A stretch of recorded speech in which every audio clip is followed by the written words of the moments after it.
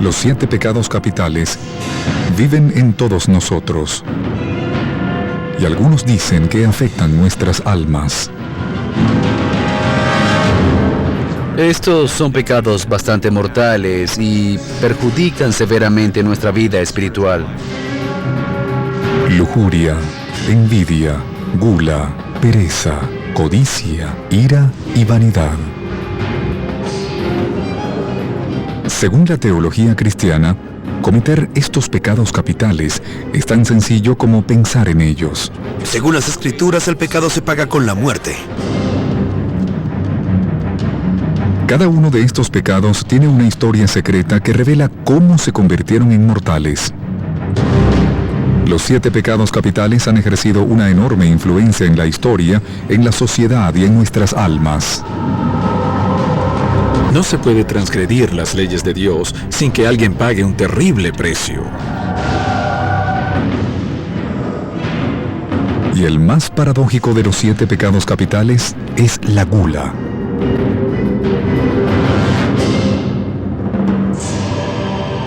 Los 7 pecados capitales son vitalmente importantes en la teología cristiana. Y lo que es bastante extraño, la lista no aparece en la Santa Biblia. Aparecieron por primera vez en los monasterios de Egipto, hace más de 300 años luego de que se escribiera el Nuevo Testamento. Aproximadamente en el año 375 después de Cristo, un monje llamado Evagrio Póntico comenzó a enumerar las diferentes tentaciones del alma humana, redujo y perfeccionó la lista hasta que dejó los más peligrosos. Evagrio creía que había 8 terribles tentaciones que podían llevar a la humanidad al infierno. La gula era un pecado para Evagrio porque comer demasiado te impedía rezar. Escribió: al igual que la neblina oculta los rayos del sol, consumir alimento en exceso nubla la mente. Las 8 tentaciones de Evagrio solamente eran conocidas por los monjes. Hasta el año 590 después de Cristo. En ese momento el Papa Gregorio Magno redujo la lista a 7. Cambió la palabra tentación por pecado y declaró que eran mortales. Para el Papa Gregorio, la gula era mortal para la vida interna y externa de una persona. Escribió: cuando el estómago no es restringido, destruye las virtudes del alma.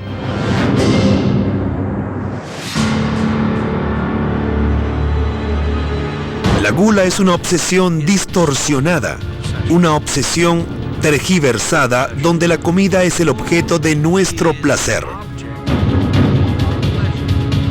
La gente vive para comer, contrario a comer para vivir. Los orígenes del pecado de gula se remontan más allá de la tradición cristiana.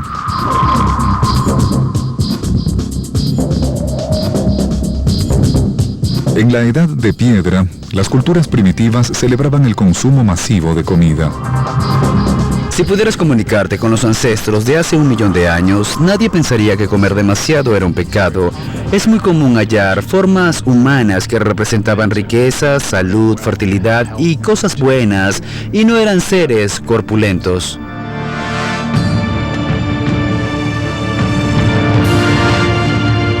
El pecado de la gula tuvo raíces en la tradición grecorromana de vicios y virtudes.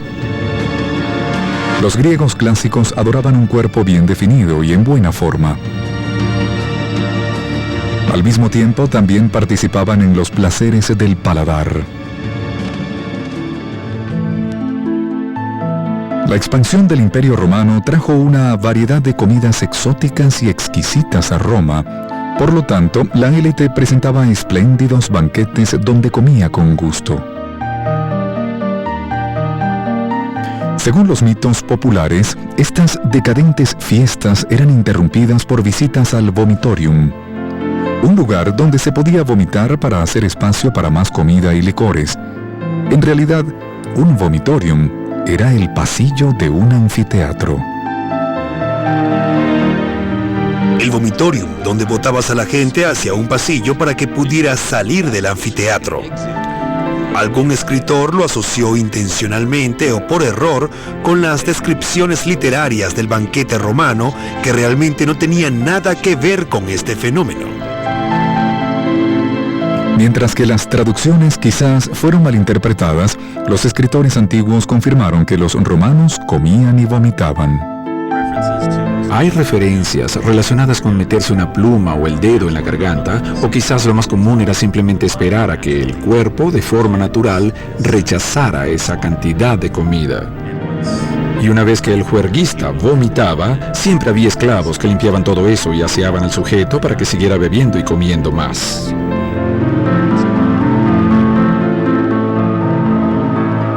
Los cristianos consideraban que el pecado de gula era una reacción visceral al hedonismo del Imperio Romano. Creían que los romanos estaban sirviendo a Satanás en una bandeja de plata. La Biblia generalmente previene contra los demonios de la gula. Según las Escrituras, el demonio usaba el pecado de la gula para intentar atraer a Jesús al infierno. Jesús ayunó durante 40 días y 40 noches en el desierto, y luego Satanás lo tentó primero que nada con el pecado de la gula. Le dijo, convierte estas piedras en pan y sáciate. Pero Jesús le dijo, no solo de pan vive el hombre, también se alimenta de la palabra de Dios. Entonces, hacer una distinción entre lo que te sale y te entra a la boca es muy importante. Según la tradición cristiana, la gula es un pecado porque distrae la atención del camino correcto. La gula es un pecado contra nuestro cuerpo, que es nuestra santa residencia donde vive Dios. Y literalmente es un deseo de morir. Dios debía ser el centro de atención. Y si todo el tiempo estabas pensando en comida, entonces ignorabas a Dios.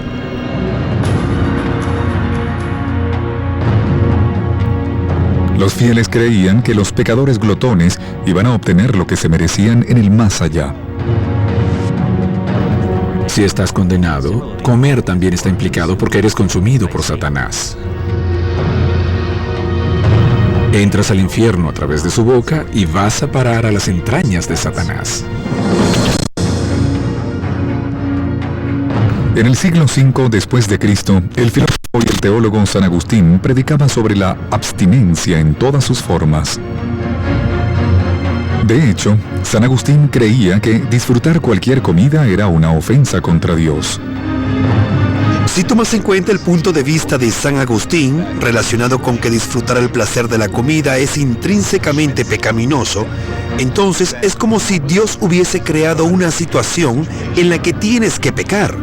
No puedes evitarlo porque es casi imposible evitar tener placer al comer.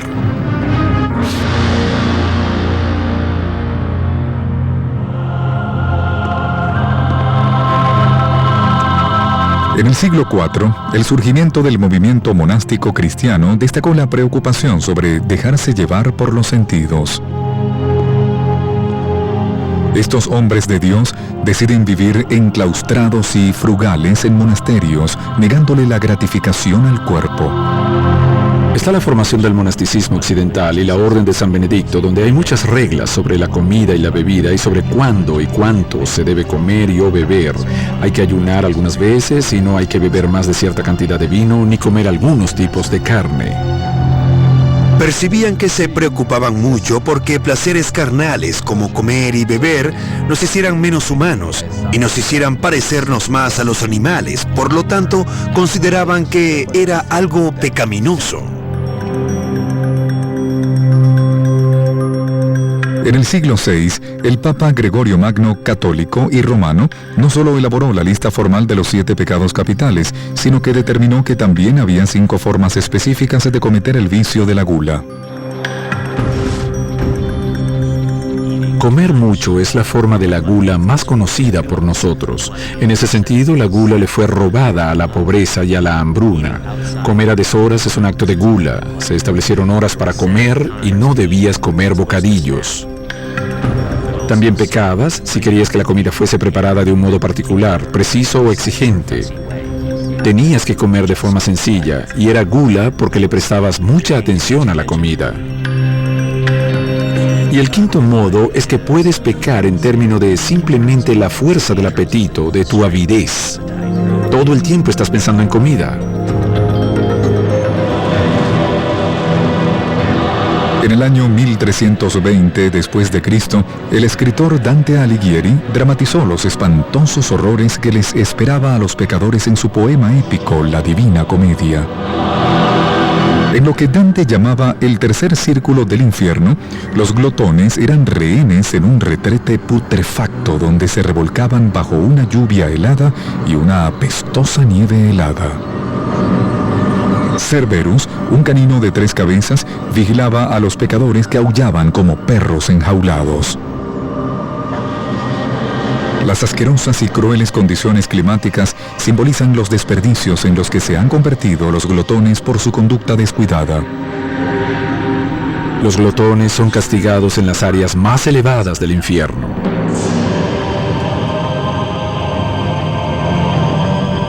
Chaco es un glotón florentino que está sentado sobre un fangoso montón de mugre. Su desagradable ambiente es una especie de reflejo de lo que ha hecho con su cuerpo al corromperlo. El infierno es un lugar de extremos incómodos. Hay fuego, hielo, y todo es malo y nada placentero. De todos los 7 pecados capitales, la gula parece ser el más contradictorio. Es uno de los pecados más fáciles de cometer y difícil de superar. Es una de las razones por las que la gula es única. Puedes ser virgen, es posible que nunca hagas el amor, pero no puedes escapar de la comida porque podrías morirte de hambre. Tienes que alimentarte regularmente. Moriríamos o no prosperaríamos con tantos de los vicios con los que tenemos que vivir. Y ese es el caso de la gula. Tenemos que comer, tenemos apetito, necesitamos nutrirnos y así sucesivamente.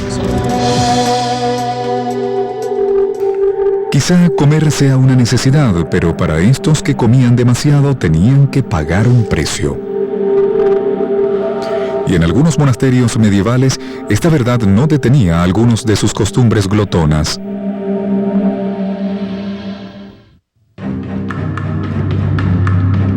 Los 7 pecados capitales han formado la columna vertebral de gran parte de la ética cristiana durante siglos. Y algunos dicen que el pecado más difícil de evitar es la gula. En la Edad Media, las órdenes de monjes tenían reglas estrictas sobre comer y beber. Mientras que unos monjes temían que Satanás se los llevara repentinamente, otros hallan un modo de atiborrarse de comida sin tener sentimiento de culpa. Según las reglas, no se permitía comer ni beber en exceso en el monasterio. En la Edad Media, muchos monasterios tenían una habitación especial. Lo llamaban el Misericordium, que significa misericordia. Decían que esa habitación no era el monasterio, sino que era una especie de embajada del mundo exterior. Y de repente entrabas y ya no estabas en el monasterio. Entonces los monjes se reunían allí y comenzaban a comer y a beber como locos. El fraile italiano Tomás de Aquino del siglo XIII advirtió sobre sucumbir ante el pecado de la gula. Creía que ese pecado habría una invitación a otros vicios, particularmente lujuria, ira y pereza. Era el pecado de entrada. Todos están conectados entre sí, y cuando pecas de un modo es más probable que peques de otro modo. Debido al exorbitante deseo de comer y beber, quizá te veas envuelto en otras actividades pecaminosas como robar o mentir. Cuando era un chico, le robaba dinero a mi madre de su bolso para ir a comprar unos dulces que me encantaban. Y es un buen ejemplo de cómo la gula me llevó a ser un ladronzuelo.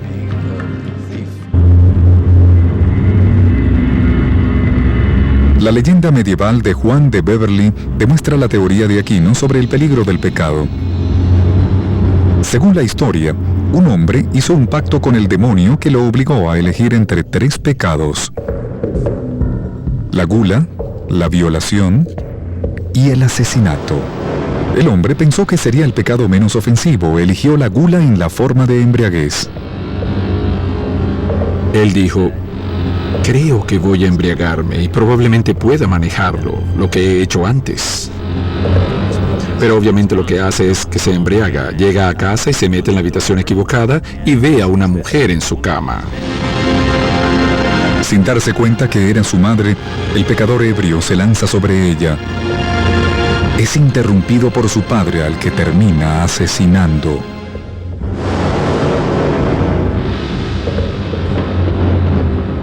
Al elegir el pecado menor de la gula, cometió incesto, violación y asesinato.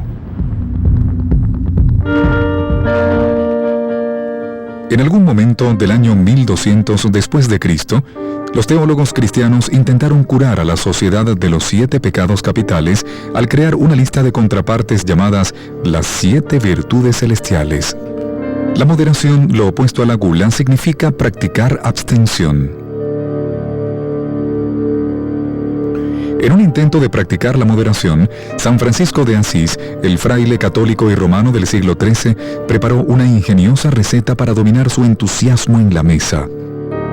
Le echaba cenizas a la comida para atenuar el sabor. A diferencia de los monjes que permanecían en los monasterios y que no debían salir, los frailes recorrían los pueblos ayudando a los pobres y predicando contra la herejía, y la gente generalmente los recibía porque estaban haciendo la obra de Dios. Y entonces les daban comida, que generalmente era más de lo que los frailes comían, y basados en la regla de San Francisco de Asís, que decía que debías comer porque era mala educación decir que se era muy sagrado para comer, pero lo que podían hacer era esparcir cenizas cuando nadie los viera para no disfrutar de los alimentos.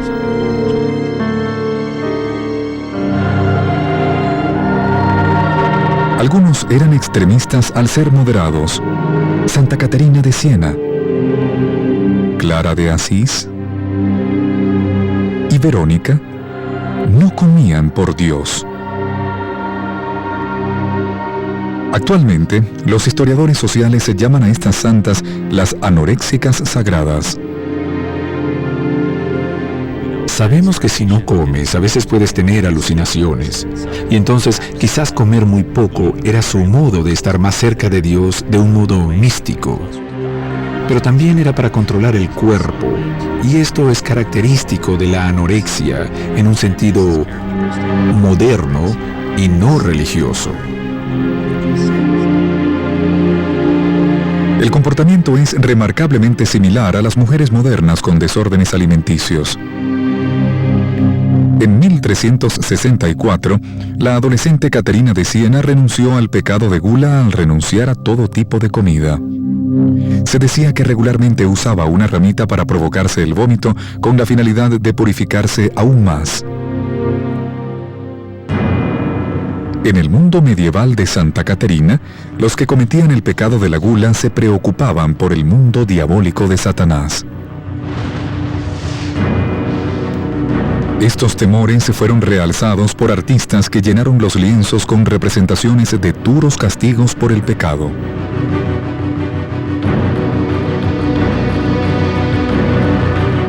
El cuadro italiano del siglo XV, La Última Cena, presentaba glotones desnudos sentados alrededor de una cena en el infierno. Detrás de ellos están los demonios que les impiden comer a los gordos pecadores. El propósito de poner estatuas, pinturas y todo eso dentro de una iglesia es proporcionar un corolario visual o un apoyo para las lecturas desde el púlpito. El sacerdote dice, no sean glotones, es malo, se van a quemar en el infierno. Bueno, pero si ven la foto y dicen, ese sujeto se ve infeliz, no tiene un cuerpo muy sano, entonces quizás deba evitarlo. Para aquellos que leían, el atormentado destino que les aguardaba a los glotones también se extendió a la literatura. Cientos de trabajos devotos proporcionan algo similar a un moderno y psicológico libro de autoayuda. Una forma en la que estos escritores medievales intentan llegar a nosotros para autocontrolarnos es representar al glotón de forma negativa, para que, si voy a atiborrarme de comida, evoque una imagen. una imagen literaria y luego influirá en mi comportamiento de glotón.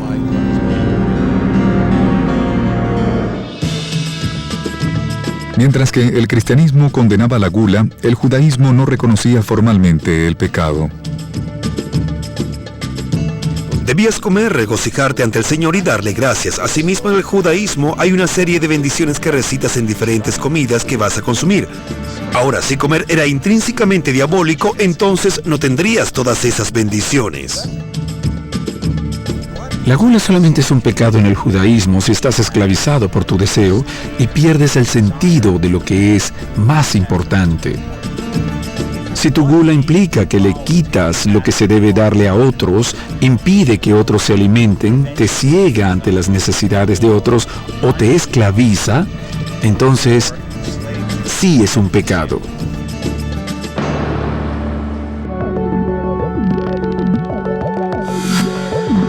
Si la gula es o no un pecado, las antiguas escrituras judías, como el libro de Judith, advertían que beber y comer podría meterte en problemas.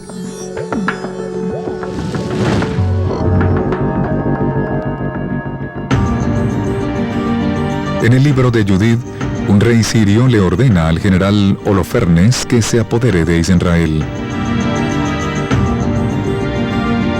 Cuando están sitiando la ciudad judía de Betulia, la hermosa israelí Judith invita a Holofernes, un famoso glotón y ebrio, a cenar.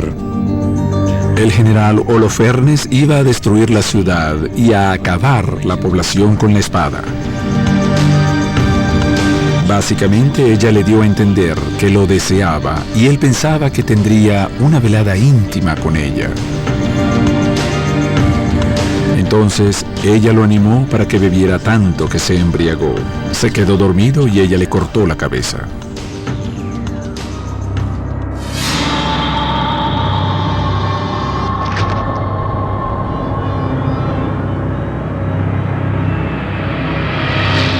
Judith salvó a su gente, a su ciudad.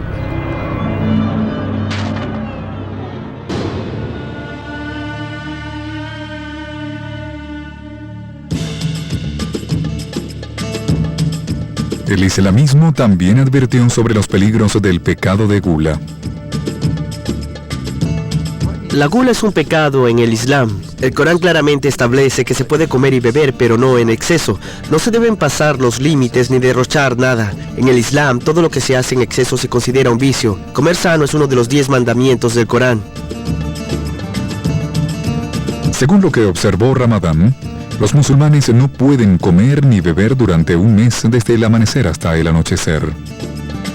Según la tradición islámica, tenemos que ayunar algunas veces para autorrestringirnos y autodisciplinarnos porque nos hace bien. El ayuno es uno de los mecanismos que hay en la tradición islámica para enseñarnos o para adiestrarnos a no ser tan glotones.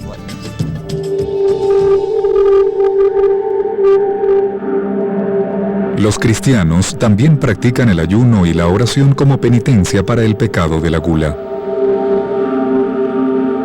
La época de Cuaresma conmemora los 40 días que Jesús ayunó en el desierto. Al mantener una naturaleza paradójica de la gula, algunos cristianos celebran la llegada de Cuaresma con Mardi Gras, que es un festival de banquetes y bebidas que dura 3 días. Vas a tener un largo periodo de ayuno, penitencia y sin diversión hasta Semana Santa. Y por eso parece que las autoridades de la iglesia entendieron que hay que dejar que la gente se relaje. Nos gusta relajarnos de vez en cuando y a la gente que se le prohíbe eso se vuelve infeliz muy rápido.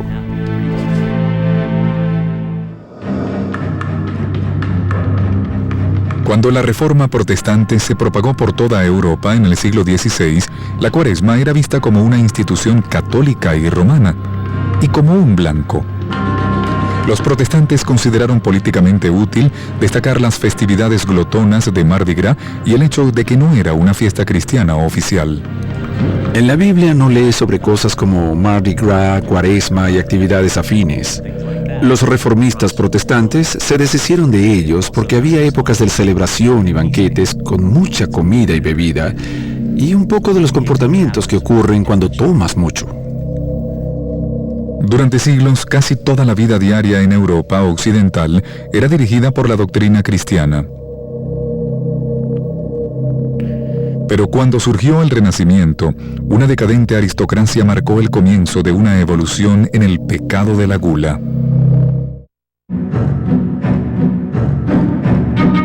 Durante siglos, los 7 pecados capitales han sido las directrices morales de los cristianos en todos lados.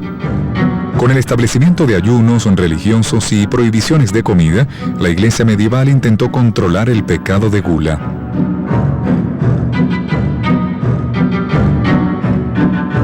A finales de la Edad Media y en el Renacimiento, las actitudes hacia la gula evolucionaron y las cenas finas se volvieron señales de vanidad y estatus social. La clase aristocrática estaba mucho más relacionada con la noción de honor y se comportaba y vivía de una forma más adecuada al estatus. Un miembro de esta clase social usaba ropa fina, vivía en una casa fina y comía exquisiteces. Se veía mal si comía cosas que se consideraban propias de los campesinos y por lo tanto un aristócrata debía mantener una mesa fina y servir la comida en implementos costosos y toda clase de cosas. Muchos nobles comían hasta morir. Cuando el rey Juan de Inglaterra murió en 1214, se escribió: su enfermedad empeoró con la perniciosa gula. En 1438, Eduardo IV murió de causas inciertas, pero responsabilizó en gran parte a la gula. Creo que no seguía un buen régimen alimenticio. A la realeza le gustaba vivir como tal, les gustaba comer y beber fino. Generalmente excluían esos tipos de alimentos que ahora sabemos son mucho más sanos. La Iglesia Católica estableció un gran grupo de tabúes alimenticios, incluyendo una ley contra comer carne los viernes. Sin embargo, la clase alta halló costumbres que rodeaban las reglas religiosas. En los círculos aristócratas se puso de moda emplear cocineros que fuesen expertos en preparar comida que pareciera otra cosa. Por ejemplo, si era época de Cuaresma, no podías comer carne sino pescado. Entonces, cualquier duque ofrecía un gran trozo de roast beef y los huéspedes decían: ¡santo cielo! ¿Cómo es que sirve esto? Luego el anfitrión decía: pruébenlo. Resulta que era pescado.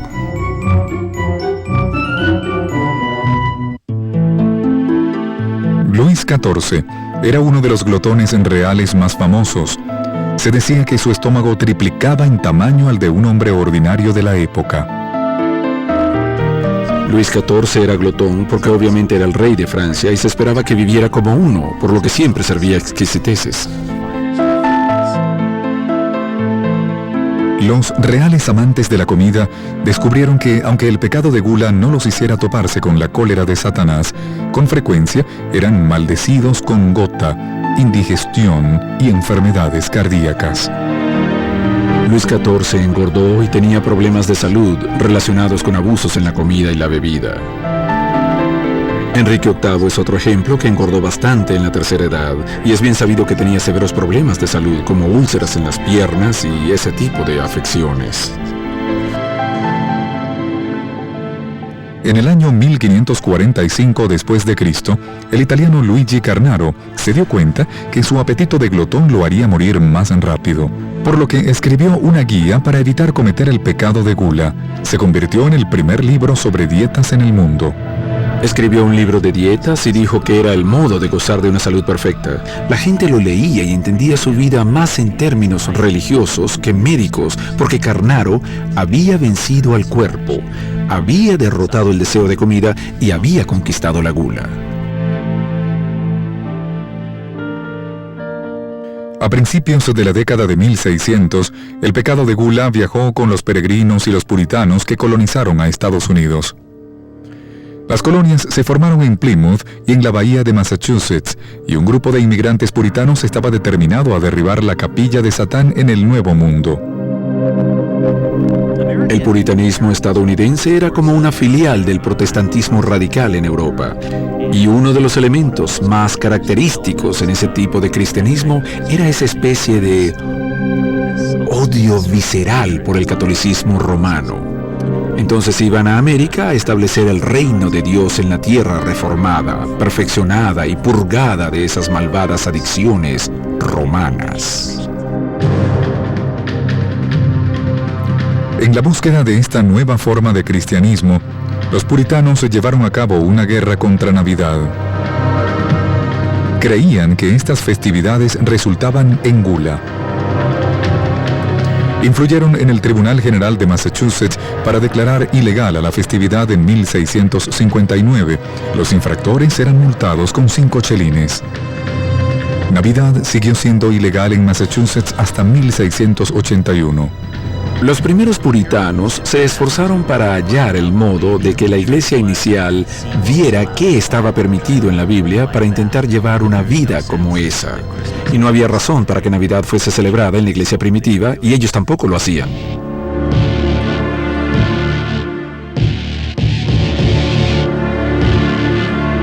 En el siglo XIX, la gula se convirtió en una preocupación social en Estados Unidos. Algunos creían que la embriaguez era uno de los peores aspectos del pecado de gula. Ciudadanos preocupados se reunieron y formaron el movimiento de la moderación. Su misión era detener el pecado de gula acabando con todo el consumo de alcohol.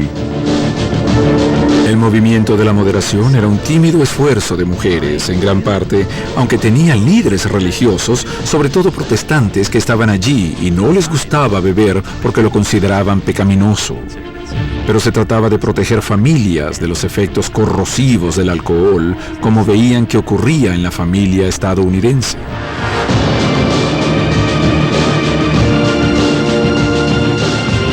El movimiento de moderación ayudó a marcar el inicio en la prohibición que convirtió en ilegal el consumo de alcohol desde 1920 hasta 1933.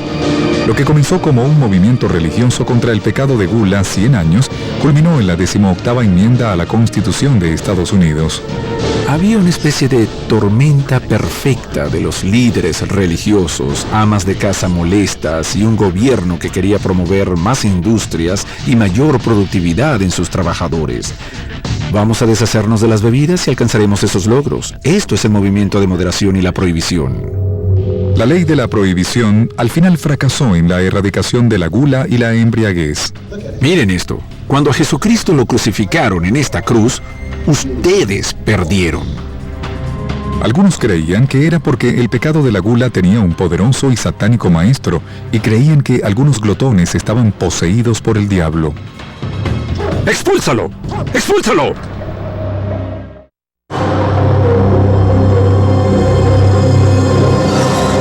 En la tradición cristiana, los 7 pecados capitales son considerados una ruta al infierno. Una actividad tan sencilla como comer puede convertirse en el pecado de gula si uno no tiene cuidado. El demonio de la gula es Behemoth, o el señor de las moscas. Algunos cristianos identificaron al demonio que tiene cuerpo de insecto como el responsable de tentar a la gente para que se conviertan en glotones. Para que un pecado sea pecado, tiene que ser un acto de voluntad. El diablo quizás lo siguiera, pero tenemos que cometerlo, y su tarea es tentar a los seres humanos a que pequemos. Pero obviamente eso no debería llevarnos a concluir que es culpa del demonio o que el demonio te obligó a hacerlo. ¡Véanlo! El pastor Bob Larson no está de acuerdo. Él cree que los demonios son generalmente la fuente del pecado y la única cura es el exorcismo. Larson, un exorcista, alega tener poderes especiales para purgar a las víctimas que están poseídas por los demonios. Un hombre inmenso que pesaba más de 130 kilogramos manifestó en uno de nuestros seminarios que tenía demonios. Cuando le pregunté el nombre del demonio, dijo, comida. El demonio de la gula dijo, me hago llamar comida porque lo lleno de comida y enfermedades. Larson exorciza a los endemoniados usando oraciones y símbolos religiosos. Algunas veces me burlo del demonio. Puedo hacerlo con tan solo mirar a la persona fijamente a los ojos y en el fondo del alma y decirle: bueno, Satanás, has hecho un buen trabajo con esa persona.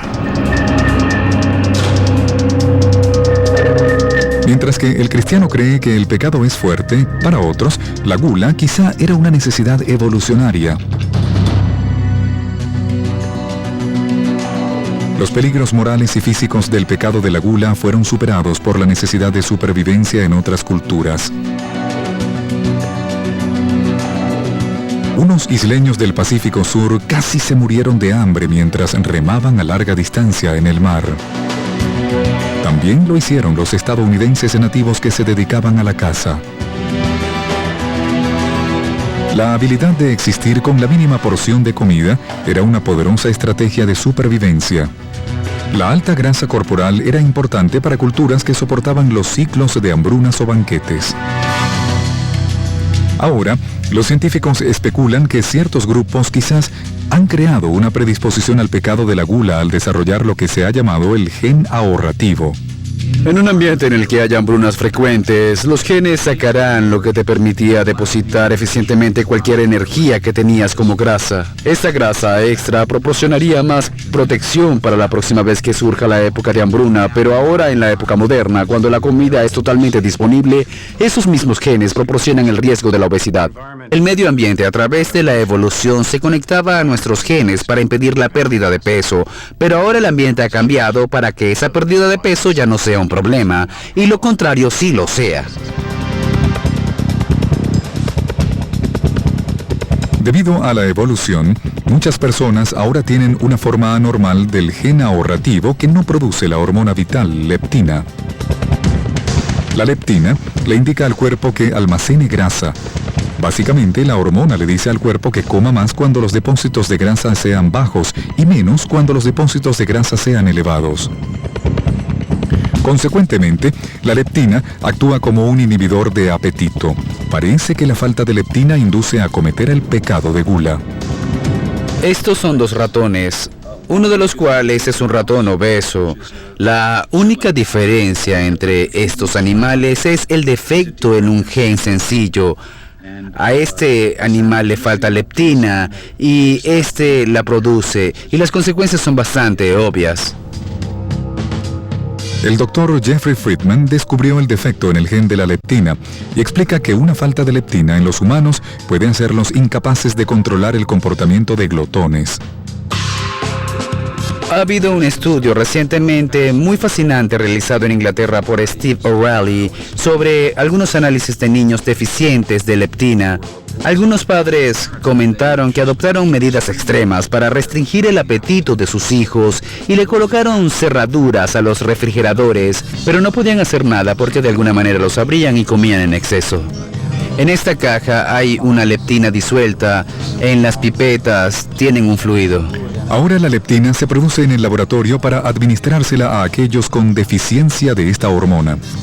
Esto más o menos normalizó el peso de estos niños. Ahora obviamente es un ejemplo extremo, pero creo que representa un impulso biológico para comer. Para Friedman, la falta de fuerza de voluntad no es la causa por la que cometemos el pecado de gula.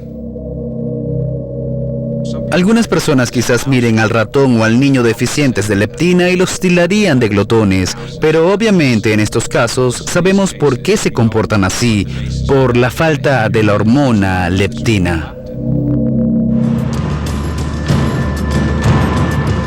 En el siglo XX, la evolución del pecado experimentó un auge mientras los científicos miraban directamente cómo el cerebro humano cometía el pecado de la gula.